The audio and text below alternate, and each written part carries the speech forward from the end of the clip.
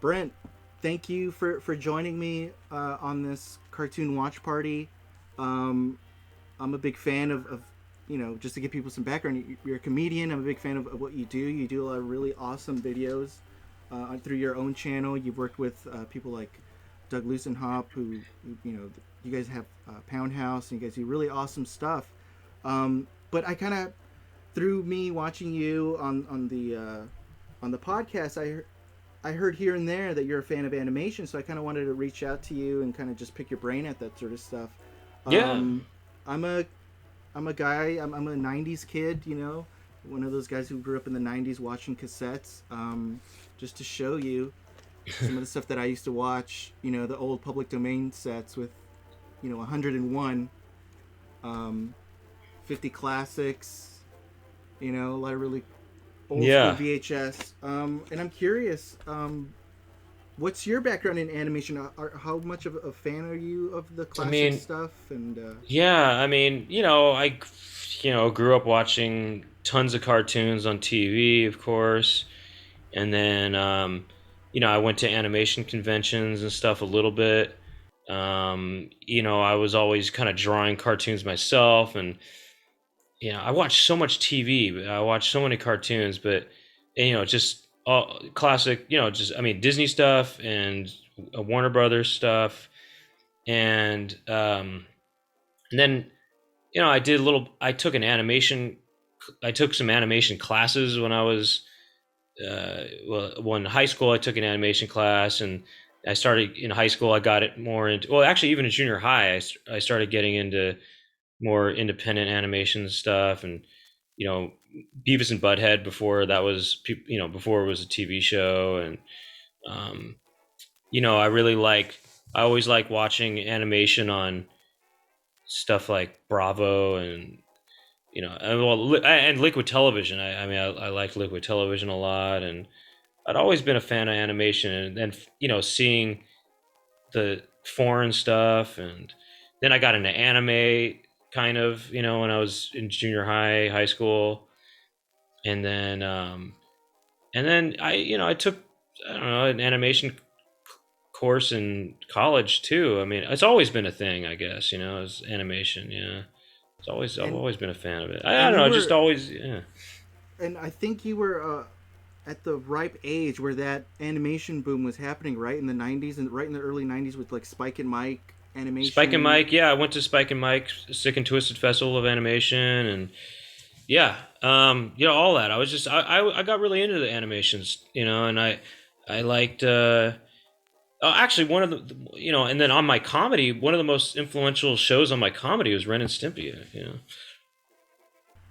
So, did you get to see the first episode of Ren and Stimpy at the one of these festivals? Because I heard that's before the show debuted on Nickelodeon that they would go to these festivals and kind of show off that first episode. Were No, you? no, but I did see Beavis and Butthead at Spike and Mike's Sick and Twisted Festival of Animation. Oh, awesome. I saw South Park on at Spike and Mike's. The original South Park is very so much different than the way the TV show is. It's just they use these cutouts, and it looked so much more kind of crude. Um, Yeah, it feels like in the '90s there was this kind of anti, what do you call it? Disney sort of movement with Beavis and Butthead and the crude stuff from the South Park guys. And I think, isn't it true that the South Park, the way that started was it was initially a Christmas card that I think somebody from MTV like had these guys do, and then they was just put it out there. Is that how oh, you came across it, or was it through the festival? You said that's where you first saw it, the South Park I episode. saw South. I think yeah. I think that I first saw South Park through in Spike and Mike's, but I'm trying to think though. Yeah, I think that's probably where I first saw it. But yeah, I'm trying to think of what else. I mean, there was this tape my dad he would distribute VHS tapes. He had a business where he did that, and he had this one tape that was a collection of animated shorts. I think they were mostly student films, but it's called Frantic Antics.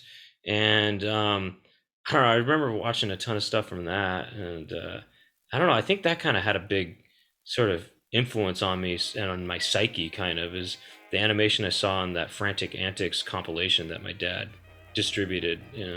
I'll look that up. I wonder what kind of people worked on that, because it's funny looking back at the Spike and Mike stuff. Because I grew up, loving Cartoon Network, like Ed, Ed and Eddie, and Powerpuff Girls and that sort of stuff. And apparently, some of those people who were in those festivals that did the really like gross and just really out there stuff ended up working at those studios. I think the guy who did Ed, Ed and Eddie did this one cartoon. Man, I wish I could remember, something the Butcher. You ever seen that one about this butcher? He just cuts off his hand and Oh no. but yeah, there's a lot of like really awesome animation that I feel right now has been getting a lot of revival. And I want to just go ahead and start and just playing you some stuff. Do you have me, by the way, on full screen? That way you can kind of see the whole. Yeah, I'm gonna put that. I'm gonna get that full screen going here. Okay, cool. Yeah, I'm on full screen now. Yeah, There's just, I've always just been a fan, and like I watched a lot of mainstream stuff too. I mean, I watched a lot of independent stuff, a lot of mainstream stuff too. Disney Afternoon, and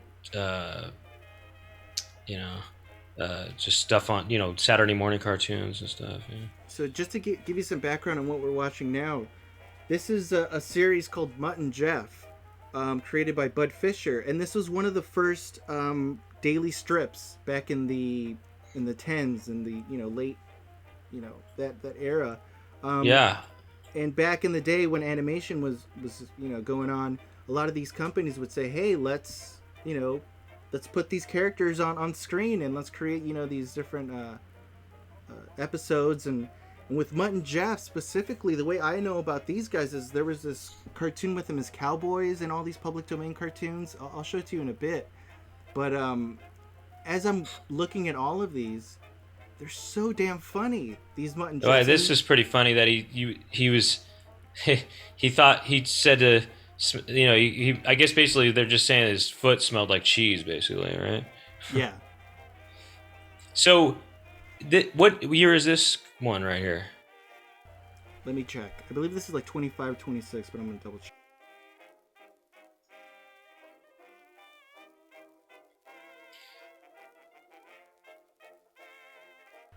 Yeah, this is 1926, and one of the most notable animators in the series is a guy named Richard Humor, but his name is he's mostly known as Dick Humor, and this guy, if you're a Disney buff, he's the guy who went on to write on Dumbo. He worked. Oh, really? He actually animated the first Donald Duck sequence, like the first Donald Duck that you see. He animated. Oh, yeah. That first Donald Duck. So after working on these Mutt and Jeffs, he went on to work with Max Fleischer on the Koko the Clown ones, and he actually developed the Koko the Clown character. The guy's name is Richard Humor? Yeah. And Richard Humor made this? He's one of the key animators, and as you see more of his work, you'll get to see like, oh yeah, that's a Dick Humor cartoon, or that's a Dick Humor scene. But yeah, these Mutt and Jeffs are so funny. This is probably one of my favorites. Now, why do you like old stuff? Because it's not just cartoons, but you also like old, Our Gang and stuff like that. What do you like about old stuff?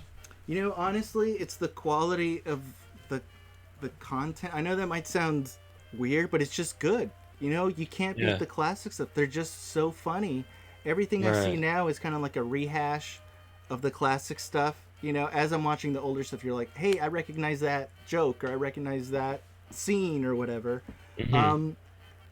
But yeah, man, this stuff is just so funny. It's just like, and the animation specifically, this golden era of the 10s, the 20s, the 30s, they didn't give a fuck. This wasn't made for kids. This was made for adults. The animators did a lot more, had a lot more freedom. They did a lot more fun stuff. I mean, the fact that this stuff is silent, I feel like they had to animate more emotion, because you know what I mean? There wasn't sound at this time, and there's, you just don't see this anymore. I'm not sure if you're following like the current animation that's going on, but it's kind of like half-ass, it's just not this, full animation. But this scene, check out this scene. It's so funny. So, uh, Jeff is a little guy, and he was pretending to be a dog so they can win this Right. contest. And now they got caught. But check this out.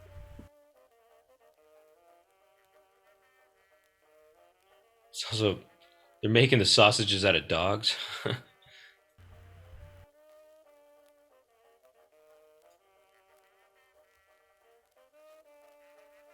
And a cat.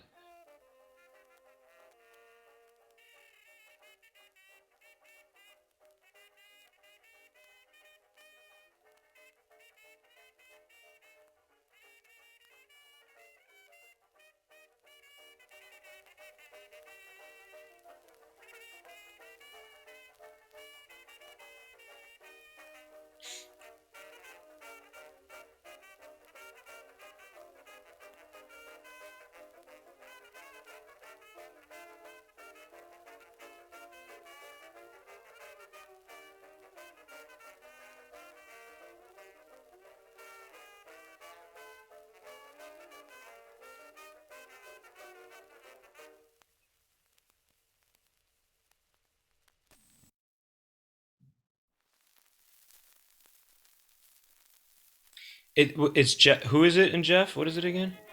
Mutt and Jeff.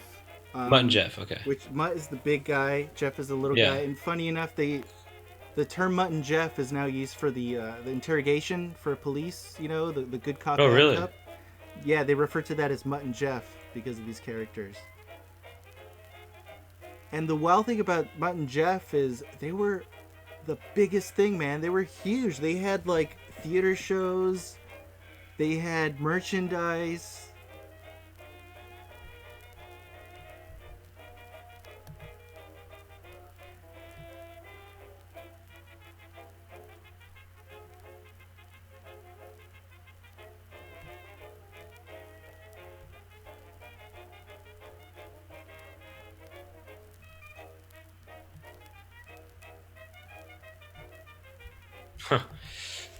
And who? Okay, so they were popular. It was a popular comic strip in the teens, and who was the creator of that? Bud Fisher, and this is Bud how, Fisher. Okay. This is how the apparently the strip would work out. So A Mutt, which is the tall character, he would place bets on horses, and then the Bud Fisher the next day, depending on if the horse won or lost, he would do the next comic strip based on on the winnings. So people would actually read this comic to see what would happen to Mutt. And then slowly he started getting this other character, Jeff. And yeah, the strips just it actually made Bud Fisher the first millionaire from strips, from Really? from these comic strips, which is just insane. But this seems older than the last cartoon, right? Because it seems like this is almost like an animated comic strip. This one here, what year is this one from? Yeah, so this one's like around 1916 or 15, I believe. But yeah, Right. Yeah. So the previous one that we watched was like one of the later ones that didn't have. Right. Yeah. You can tell because this almost just seems like they just are using frames of a comic strip almost and just adding more frames, but it's so I mean, it's just they've got dialogue and stuff that you're reading here. You know what I mean? It really looks like a comic strip with just a little bit of animation, kind of. Yeah. And there's a charm to the early stuff, which I think is really cool because I believe there's like only a handful of the stuff that survived. You'll notice in a bit that there's a bit of deterioration. I actually got these from the Library of Congress. But you'll notice in a bit how they like kind of deteriorate. It's wild. Yeah, it's also interesting how the just the animation on this is a lot more.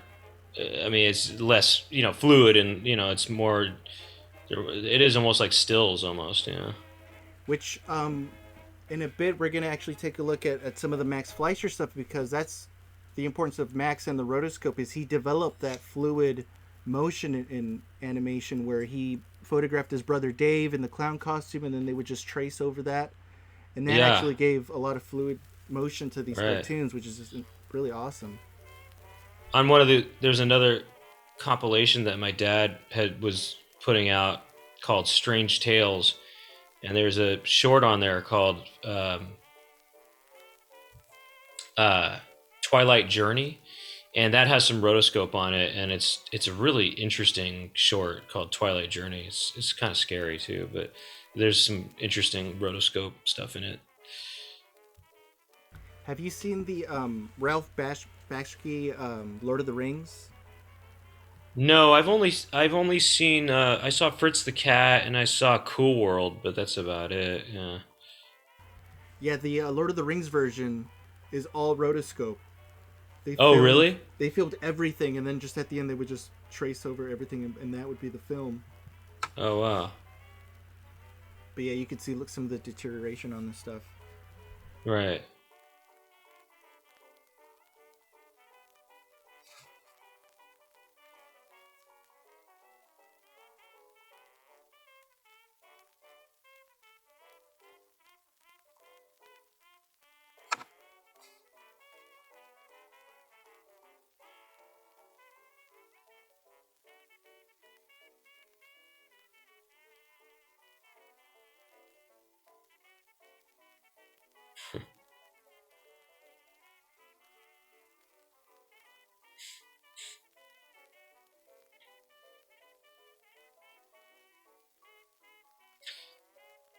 Yeah, interesting that there's a title when they have a lot of dialogue that's in it anyway.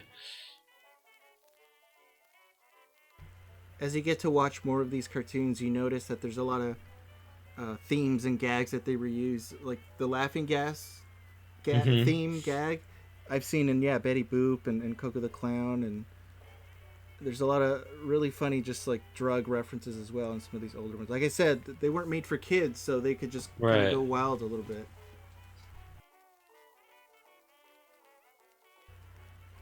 Are you a fan of Felix the Cat, by the way?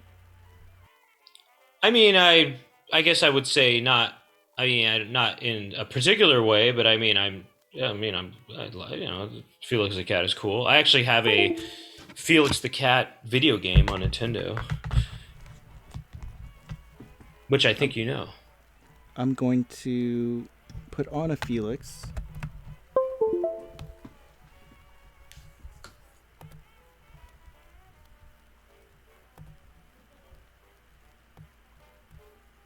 Just because I think these, the Felix stuff is just so amazing. Actually, I'm gonna go ahead and put a Felix the Cat. Now, was Felix the Cat was created by who? Felix was created by Pat Sullivan, um, and Otto Mesmer. There's And actually a debate about that. it started as a comic strip. No, it just Wow. started off as a just as like, hey, let's just create a character. I think at the first he was called Uncle Tom. Oh, Um, really? yeah, the first cartoon is called Feline Follies. This is cool. This is really neat. This is actually a Koko the Clown. Ah. I'm putting this on as I'm looking for a Felix. But the what's really cool about these Koko the Clowns is they're a mix of live action and animation. So as you can see, you're going to see Max Fleischer, who's the Right. there he is. All right. But what year is this one? The 20s? Yeah, let me check.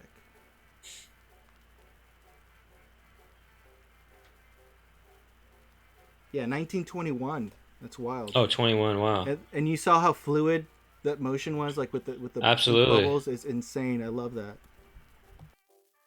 They did rotoscope in Snow White, right? Yeah. Snow White was rotoscoped, and she was actually designed and worked on by Grim Natwick, who originally drew Betty Boop. So there's that connection. But yeah, um, I think like Peter Pan was also rotoscoped for those characters. A lot of stuff was Uh-huh. rotoscoped. Yeah.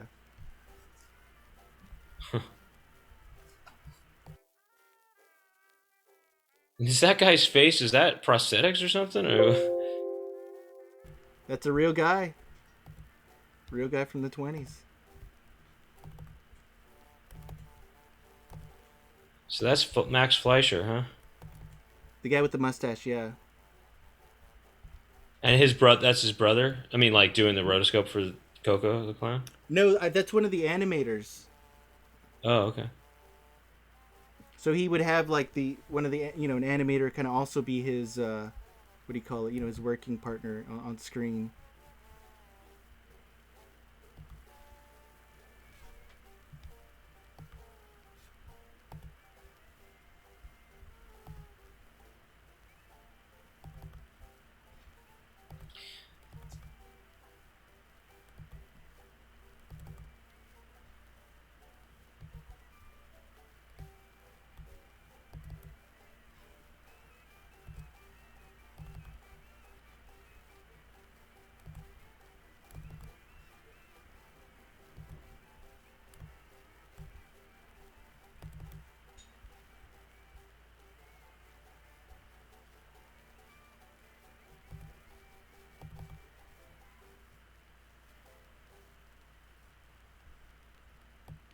I believe you're also a fan of Bosko, right? Do you like those Boskos? Well, I mean, I would say, yeah. I mean, I'm familiar with Bosco. And I'm kind of just I'm interested in the. I think it's interesting Bosco and the whole the way that that just how it's such a. It's interesting how that was the first Warner Brothers mascot, or spokesperson, I guess, or whatever, or for the Warner Brothers cartoons. It's just interesting. Well, I think it's just some interesting history about Bosco and Honey, and how it's well. First of all, Bosco and Honey, it just seems like Mickey and Minnie Mouse, and then, but it's also just interesting how I forgot what the name of the creators were of it, but they retained the ownership of Bosco, and then they left Warner Brothers and went to MGM, and then they really kind of reimagined Bosco there. But it's also interesting how Tiny Toon Adventures has Bosco and Honey make an appearance in an episode of Tiny Toon Adventures. And then eventually, like I just have this whole theory. I don't know if anyone's ever talked about it, but I have a personal theory that the Animaniacs characters are basically Bosco and Honey's kids, I think, but That's a or great something. theory. Um, Because the reason why is that they they're okay, those Animaniacs characters, well, first of all, they look like Bosco and Honey, but they were, supposedly like trapped in this tower at Warner Brothers. It was the story, and they had been there for years. And then on top of that, I think in an episode of Animaniacs, they have I guess Buddy is their rival. The character Buddy, he was the mascot for Warner Brothers cartoons after Bosco left and before Porky Pigs took over. So that Buddy is kind of this replacement for Bosco, and that sort of would make sense that he was their rival if he was a replacement for their dad or whatever. I'm friendly with a guy named Mark Kausler who worked. He's an animator and he worked on Who Framed Roger Rabbit. He worked Oh on Ren yeah. and Stimpy, and he was in that world in the '70s, and he was actually friends with the creators Harman and Ising. And there's an interesting history on those guys because I believe they started off with Disney, and then they kind of split off, and then they ended up being like big rivals against Disney. And yeah, that Wait, when? Which? Who? What did they do? Those that? Harman and Ising, Yeah. What did they do? they were the creators of Bosco, so the guys who did the Oh, right. first. No, no. I think what it was is they both worked with Walt Disney at who I want to say Universal, right? And when they saw Disney, what happened to Disney's Oswald the Rabbit is they saw that what well when Disney left when Walt Disney left I think it was Universal, I'm not sure, he didn't get to bring Oswald the Rabbit with him, and they had to keep him, so they saw what had happened there, and that's why when they sold Bosco to Warner Brothers or started doing show, they made a deal where they got to retain ownership of Bosco, and Yeah, that's why when they left, they took Bosco with them. But because you know that they made the first Bosco cartoon was made on spec, and they just it's actually kind of similar to what we just saw with the Max Fleischer thing. It shows one of those guys drawing Bosco, and then Bosco comes alive, on paper, and he talks to him and stuff. Um, and so they took yeah. Anyway, so Bosco was you probably know all this anyway, right? But they No, it's they good pop. to.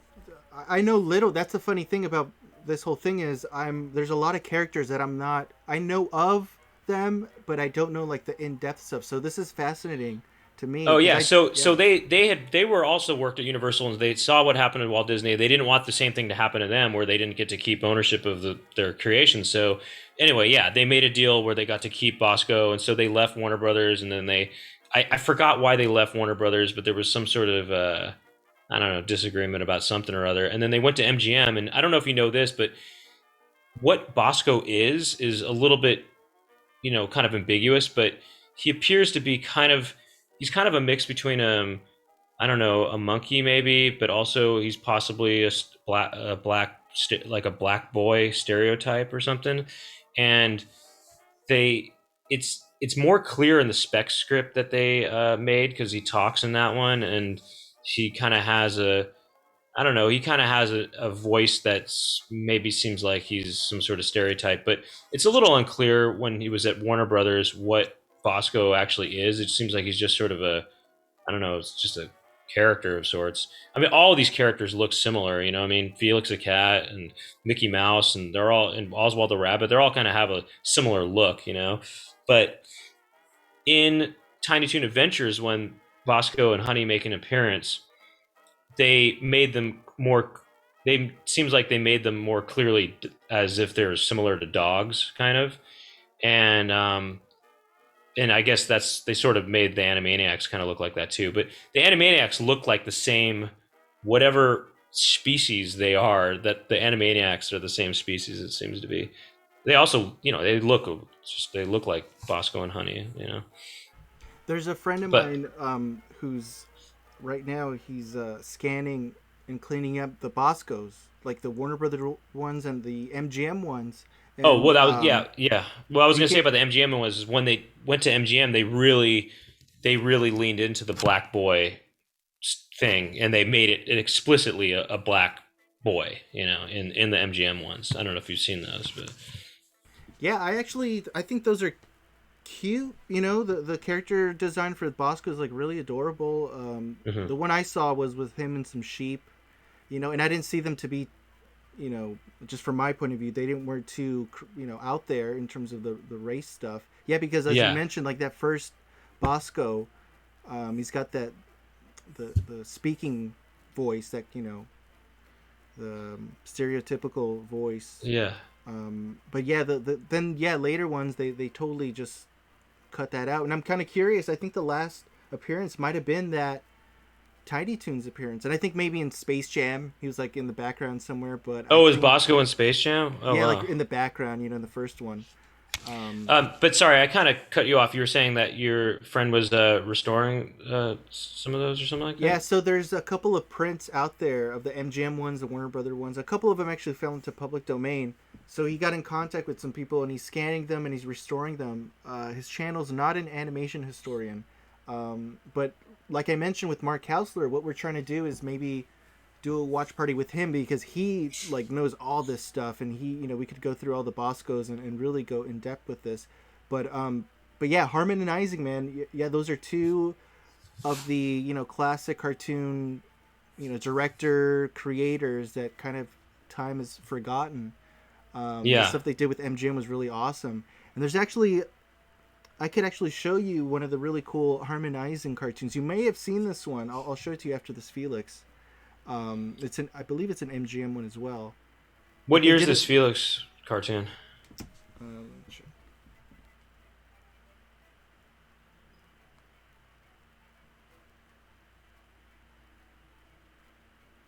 27. Uh huh. And check out It's the animation on interesting. this. Yeah.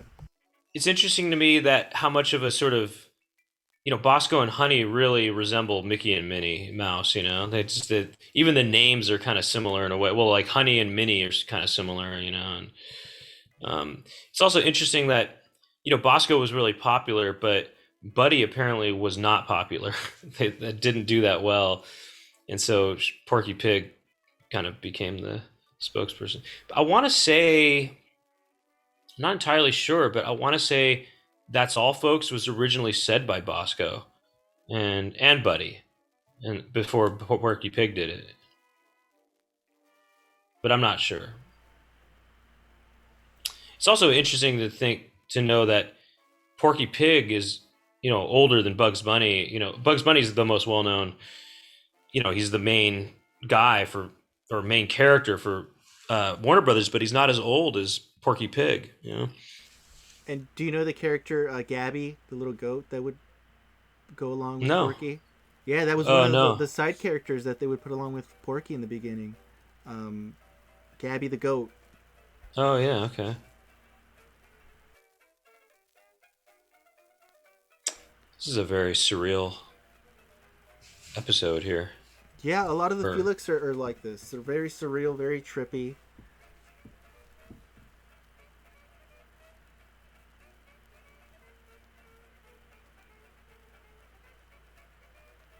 Yeah, it's just really cool. A lot of just morphing, and yeah, it's just very dreamlike.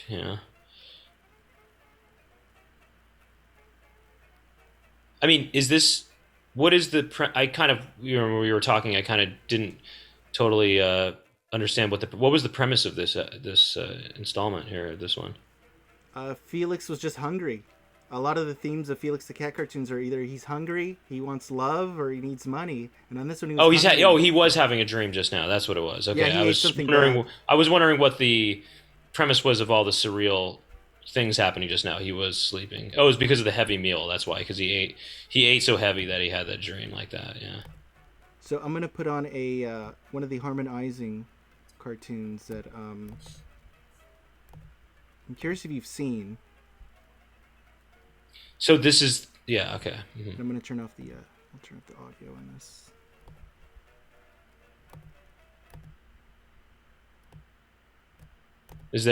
This one has sound? Can you hear? Yeah. Okay, cool. Happy Harmonies. And that's what's funny. Each studio would have Silly Symphonies, Happy Harmonies, Silly Symphonies, Merry Melodies, yeah. Color Rhapsodies. I think that was the Columbia one. So each studio basically had their own version. As soon as they saw Disney was so popular with all that stuff, then you'll see, we'll do our own version. And there's a lot of Disney clones out there, but some of the ones that really stand out, something like this, like the Harman and Ising guys that want to be a little bit above Disney. I mean, the animation on this is just absolutely just beautiful. I mean, it's so good. And just to put it out there, this is a Thunderbeam release, and Thunderbeam is an animation company that's, they're the ones scanning, restoring this stuff. A guy named Steve Stanchfield, who's a buddy of mine, he does this. This is his job. He also teaches animation over in Michigan, I believe. But it's a shop, just a shout out, thunderbeamshop.com, and you can find a lot of collections with, a lot of these really cool cartoons.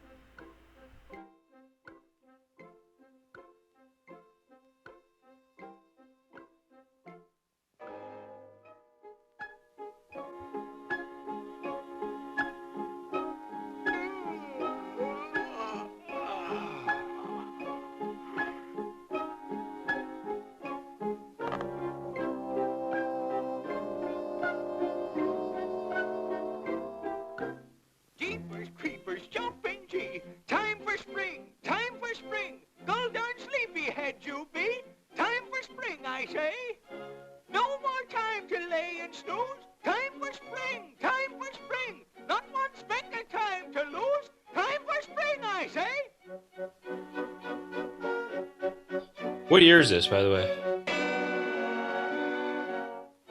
Hey, you down there, hear that song? Time for spring! Time for spring!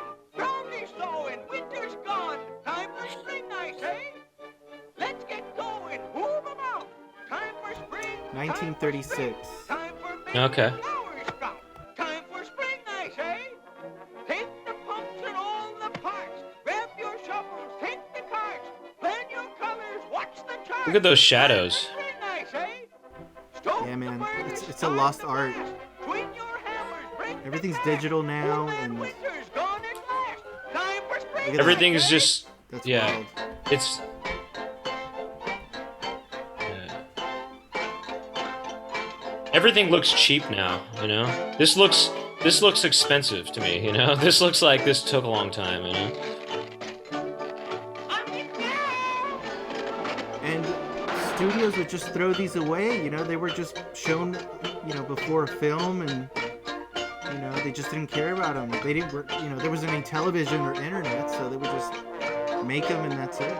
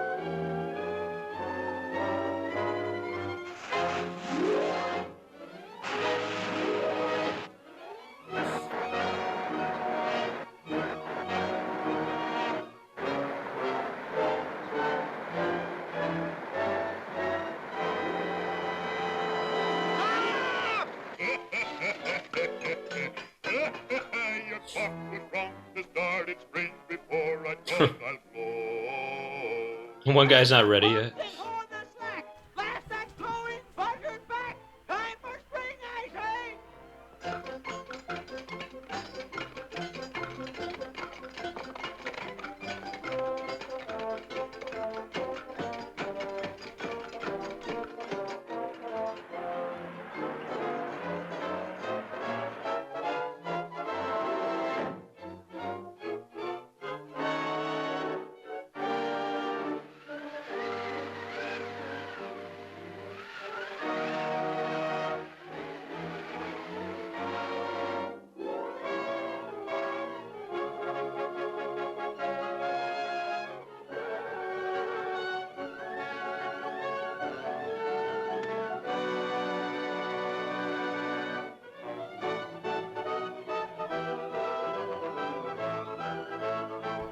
I mean, if you compare this to, like, you know, what's being made now, I mean, they're gonna do a Right. cartoon about these elves and they're trying to stop winter from coming, and, you know,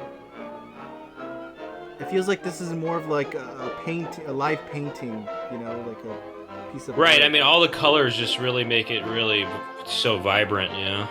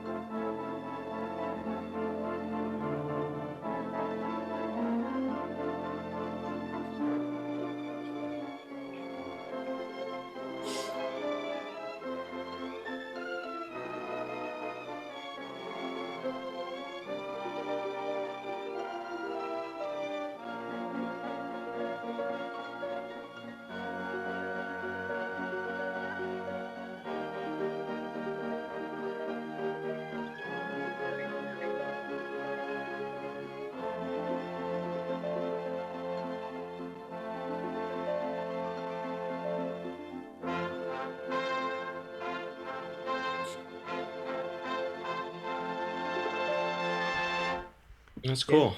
They were aiming high, you know. They were competing with Disney, and Yeah, no, they definitely seem like it. It definitely seems like it, you know?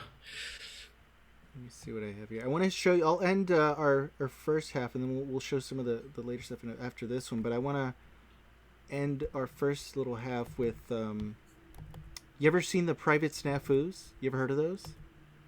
No.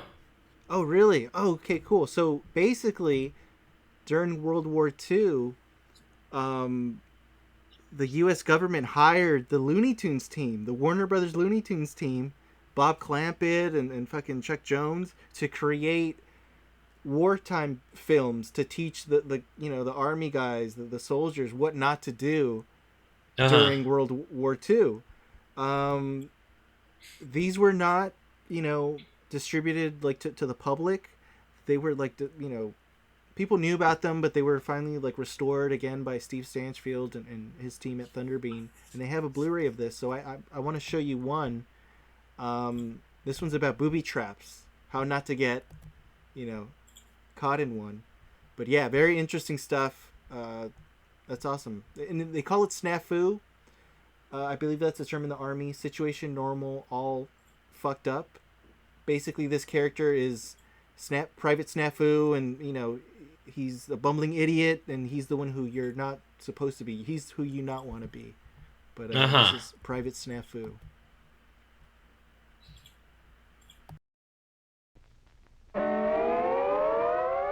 And what year is this again? Around World War II. Okay. Abandoning the area. As our forces move up, they must exercise great care. Every object is a possible booby trap. Some booby traps are 44. more alluring and ingenious. Oh, 44. Wow. If you are a boob, you will be trapped. Wish to hell you'd shut up. I ain't no boob and I won't be trapped. Wow, interesting. So Mel Blanc did this too? Yeah, the whole team. Yeah.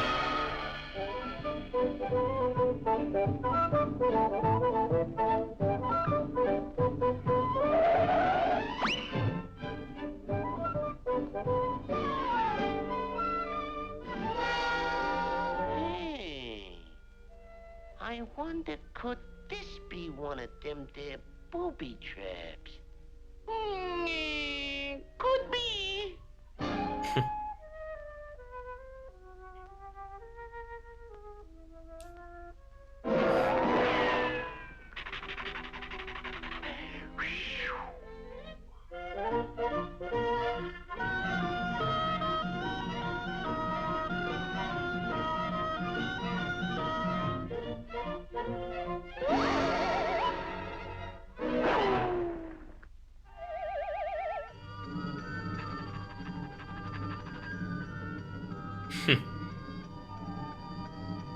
Wow.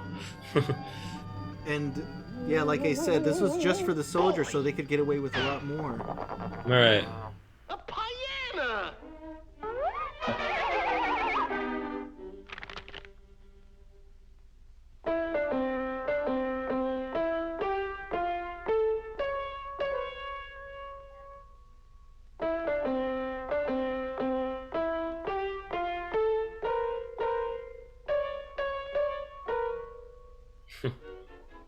The hell with it. I never could get that last note anywho.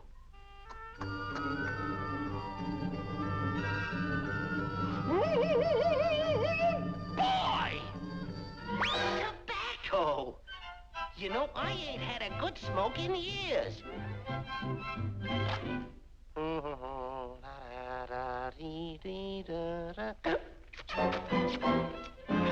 Hiya, Toots! What cooks?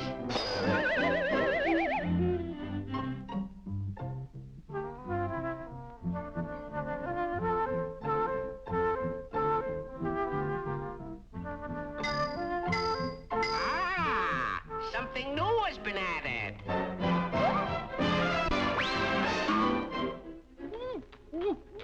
Booby traps. Ow!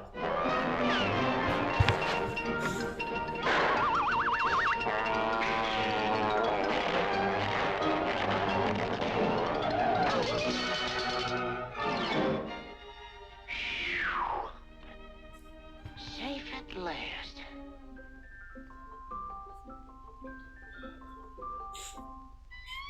That's funny. It's a little Hitler thing. Yeah, that's it. That's it.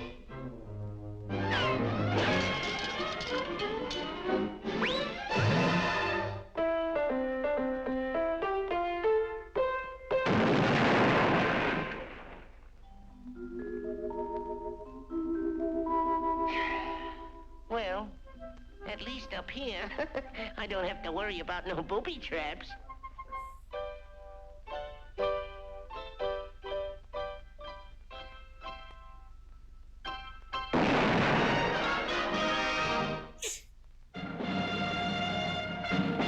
So that was Private Snafu. Yeah. Wow. And there's a bunch more of these, like, you know, how to avoid spies, how to not get, you know, And- STD, Yeah. Oh, really? malaria and stuff like that. Huh. And they so would they show these to people that were out that were already fighting, or before that, or what? You know, when would they show Maybe this to during them? training. During training, yeah. You know what I mean? Like, hey, here's some stuff for you not to do. Here, I'll put another one just because it's a little short one. This one's about spies. But isn't it wild? They got the whole cast. They got Mel Blanc. They got Right. the directors I on it. just learned a secret. It's a honey. It's a pip. But the enemy is listening, so I'll never let it slip. 'Cause when I learn a secret, boy, I zipper up my lip. Now, the military secret that I carry in my brain, I keep in safe deposit. Kind of almost looks like Elmer Fudd a little bit. And you know what? I just got reminded. You hear these rhymes? You know who worked on this? Oh, who? Seuss. Oh, really? He worked with Chuck Jones. That's how they first started. So then later on they did The Grinch. But this is where they first worked on projects, was in the war. Don't Really? say a Wow. word to no one, but I'm going on a trip. Don't breathe a word to no one, but he's going on a trip. Hey, give me some magazines to read for when I'm on the ship. So are those Don't people? breathe a word to no one, but he's going Are those supposed to be Japanese? I guess Japanese and German people. I guess. It looks like it's Mussolini and yeah, the Japanese one and maybe the I don't know who the other one is. But it looks like the trifecta. Man, it's been a while since I've caught up on my World War II, but you know, the three main guys.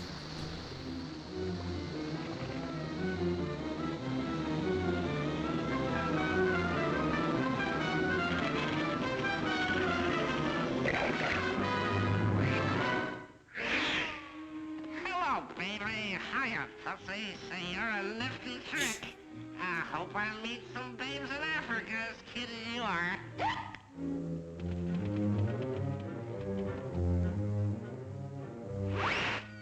This message is important. I must fly it double quick. It's been a wonderful evening, and I'd like to stay some more. But I gotta get a move on now. I sail at 4:30. He's got to get a move on now. He sails at 4:30. Hey, the troopship bound for Africa pulls out at 4:30. Calling all wolfpacks! Calling all wolfpacks!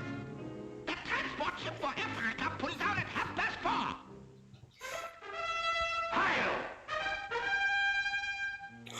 So, Mel Blanc did the voice of every single character in this, I guess, huh? Yeah, it feels like it. Yeah. Because I believe in all the whole series, it was like him and Elmer Fudd was a different guy, and then also the the lady June Foray who did all the women's voices. But yeah, all Mel Blanc. Except, funny enough, the first Porky Pig is not Mel Blanc. It was an actual stuttering guy. A guy who was known for stuttering, and they recorded him. Oh, is that right? Yeah.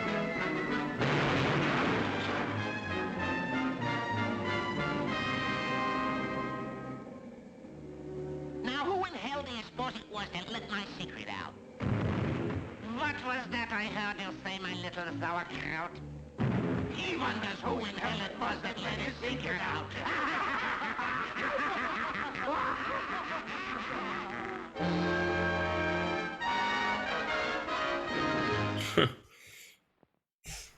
So that's Private Snafu. Thank you, Brent. We're gonna end this little section. It's gonna go on online, but thank you again. Just to say bye to everybody.